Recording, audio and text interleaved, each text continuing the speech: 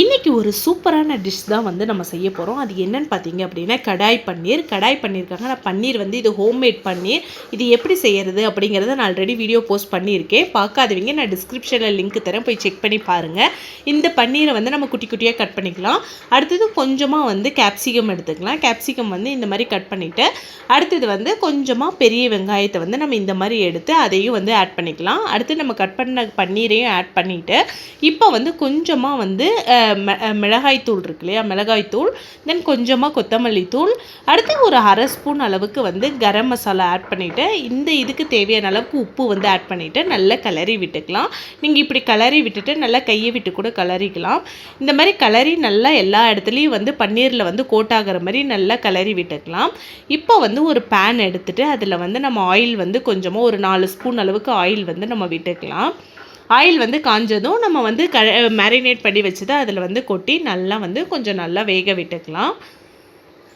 பன்னீர் வந்து நல்லா வந்து ஒரு கிறிஸ்பியாக வர வரைக்கும் பாருங்கள், இந்த அளவுக்கு நல்லா கிறிஸ்பியாக வர அளவுக்கு வந்து நல்லா வேக விட்டுட்டு இதை வந்து வேறு ஒரு பவுலுக்கு வந்து நம்ம ட்ரான்ஸ்ஃபர் பண்ணிக்கலாம். இப்போது அதே கடாயில் வந்து இன்னொரு 2 ஸ்பூன் அளவுக்கு வந்து நம்ம ஆயில் விட்டுட்டு ஒரு பிரிஞ்சி இலை, கொஞ்சமாக வந்து ஜீரகம் போட்டு ஒரு 1/2 ஸ்பூன் அளவுக்கு மிளகு வந்து சேர்த்துக்கலாம்.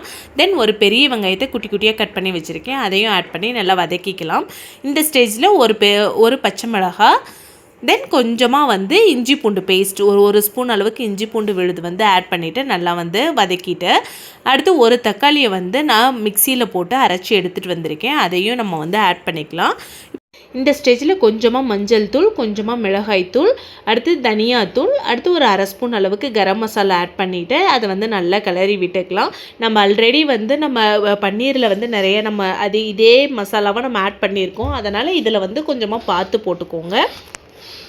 நம்ம வந்து ஆல்ரெடி பன்னீரில் வந்து உப்பு சேர்த்துருக்கோம். இப்போ வந்து இந்த மசாலாவுக்கு தேவையான அளவுக்கு மட்டும் உப்பு சேர்த்துக்கோங்க. இல்லைன்னா பன்னீரை போட்டுட்டு அதுக்கப்புறம் உப்பு கம்மியாக இருந்துட்டால் மட்டும் நம்ம பார்த்து சேர்த்துக்கலாம்.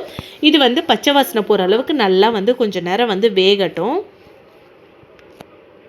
இந்த டிஷ் பார்த்திங்கன்னா சப்பாத்திக்கு அல்டிமேட்டாக இருக்கும். இந்த ஜீரா ரைஸ், கீ ரைஸ் இந்த மாதிரி நம்ம செய்யும்போது அதுக்கு சைட் டிஷ்ஷாக வச்சு சாப்பிட்றதுக்கும் சூப்பராக இருக்கும். ஸோ இப்போ வந்து இதை வந்து நல்லா ஒரு மூடி போட்டு நல்லா வேக விட்டுக்கலாம் ஃபஸ்ட்டு. இப்போ பாருங்கள், கொஞ்சம் நேரம் வந்து ஆயிடுச்சு. நல்லா அதனோட பச்சை வாசனை எல்லாமே வந்து நல்லா போய் எண்ணெய் பிரிஞ்சு வந்திருக்கு பாருங்கள். இந்த ஸ்டேஜில் நம்ம வந்து பன்னீர் வந்து நம்ம ஆல்ரெடி எடுத்து வச்சோம் இல்லையா, அதை வந்து ஆட் பண்ணி நல்லா வந்து கிளறி விட்டுக்கலாம். இப்போது இந்த பன்னீர் அந்த மசாலா எல்லாமே மிங்கிள் ஆகிற அளவுக்கு நல்லா வந்து கொஞ்சமாக தண்ணி ஊற்றிட்டு, நிறைய ஊற்றிடக்கூடாது, சும்மா நமக்கு தேவையான அளவு கொஞ்சமாக மட்டும் ஊற்றிட்டு நல்லா வந்து ஒரு லிட்டு போட்டு க்ளோஸ் பண்ணி கொஞ்சம் நேரம் மட்டும் வேகட்டும். இப்போ பாருங்கள், நல்லா வந்து வெந்துடுச்சு. சூப்பரான கடாய் பன்னீர் வந்து ரெடி ஆகிடுச்சு. நீங்கள் இந்த ஸ்டேஜ்லேயே சர்வ் பண்ணலாம். பட் நான் இதனோட டேஸ்ட் கொஞ்சம் என்ஹான்ஸ் பண்ணுறதுக்காக நான் வந்து இன்றைக்கி ஃப்ரெஷ் க்ரீம் யூஸ் பண்ணியிருக்கேன். இது வந்து முழுக்க ஆப்ஷனல் தான். உங்கள்கிட்ட இல்லை அப்படின்னா நீங்கள் இதை விட்டுட்டு நீங்கள் வந்து அதோடையே அப்படியே சர்வ் பண்ணிக்கலாம். அதுவே டேஸ்ட்டு சூப்பராக இருக்கும். பட் இந்த ஃப்ரெஷ் க்ரீம் போடும்போது இன்னமுமே டேஸ்ட்டு நல்லாவே இருந்துச்சு. தென் ஃபைனலாக வந்து கஸ்தூரி மீதி வந்து நம்ம தூவி விட்டுக்கலாம். உங்கள்கிட்ட கஸ்தூரி மீதி இல்லை அப்படின்னா நீங்கள் கொத்தமல்லி இலையை வந்து குட்டி குட்டியாக கட் பண்ணி வந்து நம்ம தூவி விட்டுக்கலாம். அவ்வளோதான், சூப்பரான கடாய் பன்னீர் வந்து ரெடி ஆகிடுச்சு. நம்ம டேஸ்ட்டு வேறு லெவலில் இருந்துச்சு. நிஜமாக நீங்களும் உங்கள் வீட்டில் ட்ரை பண்ணி பாருங்கள், செம்ம சூப்பராக இருக்கும். இந்த வீடியோ உங்களுக்கு பிடிச்சிருந்துச்சு அப்படின்னா லைக் பண்ணுங்கள், ஷேர் பண்ணுங்கள், சப்ஸ்கிரைப் பண்ணுங்கள், மறக்காமல் பெல் ஐக்கானை கிளிக் பண்ணிக்கோங்க. அப்போ தான் நான் போடுற வீடியோஸ் உங்களுக்கு நோட்டிஃபிகேஷனாக வரும். பாருங்கள் எவ்வளோ சூப்பராக இருக்குது அப்படின்னு பார்க்கும்போதே நல்லா டெம்ப்டிங்காக இருந்துச்சு.